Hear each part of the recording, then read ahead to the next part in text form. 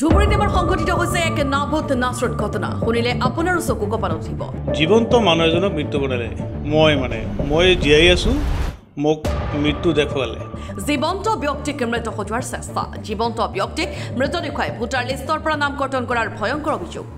এগৰাকী ব্যক্তিলৈ মন কৰক কোন হয় ব্যক্তিগৰাকী এইজন হৈছে ধুবুৰীৰ পূব কিসমত হস্ত নাদাৰুল শেখ এলপি স্কুলৰ শিক্ষক আছমত আলী সিং শিক্ষক আছমত আলীয়ে কাকো কেৰেব নকৰে যি মন যায় তাকে কৰে শিক্ষকগৰাকীৰ বিৰুদ্ধে আছে দীৰ্ঘদিনৰ পৰাই বিভিন্ন ধৰণৰ দুৰ্নীতি আৰু অনিয়মৰ অভিযোগ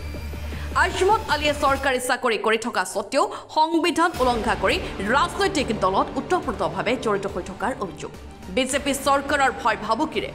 মানুহক বিভিন্ন ধৰণৰ হাৰাশাস্তি কৰাৰ অভিযোগ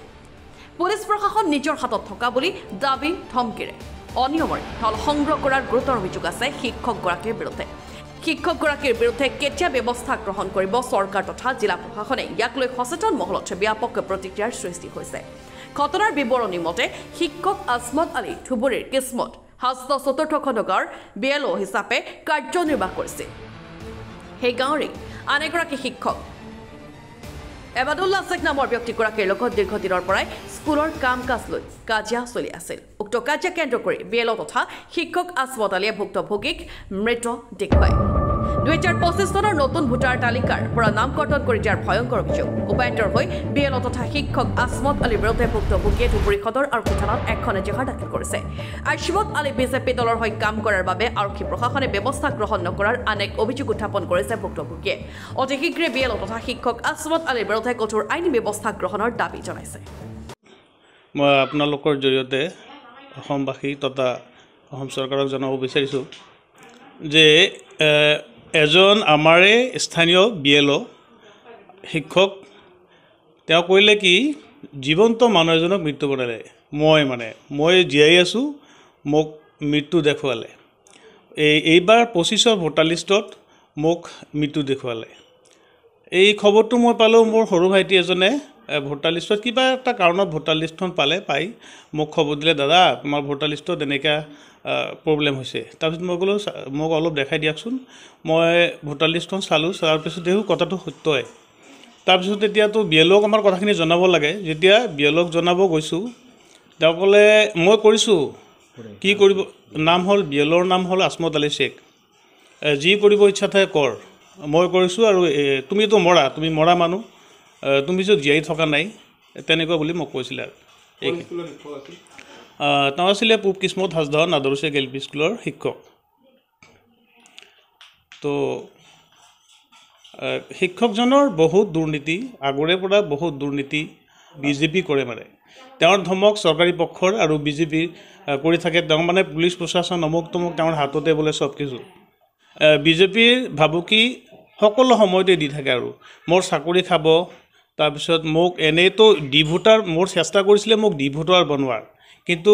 ডিভোটাৰ বনাব নোৱাৰিলে লাষ্টত ডিলেট কৰি দিলে একদম মোৰ নামটো কৰ্তন কৰি দিলে ভোটাৰ লিষ্টৰ পৰা মই যেতিয়া তাক সুধিছিলোঁ যে কিয় কৰিলে এইখিনি মই ইলেকশ্যন অফিচত প্ৰথমতে গৈছিলোঁ নাইজন হয় গৈছিলোঁ তাতে গৈ কৈছিলোঁ যে মোৰ এনেকুৱা ঘটনা হোৱাৰ কাৰণ কি কিবাতো মিষ্টেক হ'ব পাৰে কম্পিউটাৰৰ বা মেচিনাৰী বস্তুটো কিবা মিষ্টেক হ'ব পাৰে তেওঁলোকে ক'লে নহয় বিএলঅই কৰিছে কথাখিনি অফিচত মোক জনালে বিএলঅ কৰিছে পিছত বিএলঅক আহি ধৰিলোঁ যেতিয়া বিএলঅক মই কৰিছোঁ যি কৰিব ইচ্ছা থাকে কৰগৈ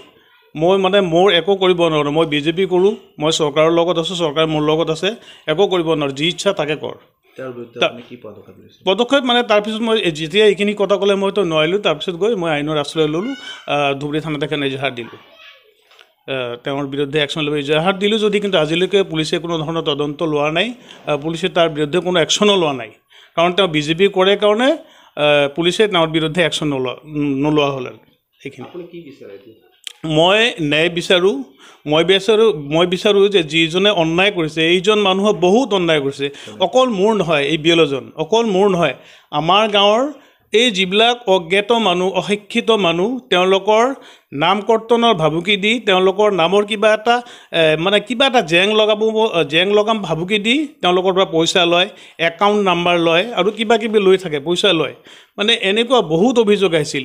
আজি শিক্ষিত মানুহ হৈও মোৰ নাম কাটিছে আৰু সাধাৰণ মানুহ কি কৰে বহুত মানুহ হাৰাশাস্তি হৈছে এইজন বিএলঅৰ কেষ্টত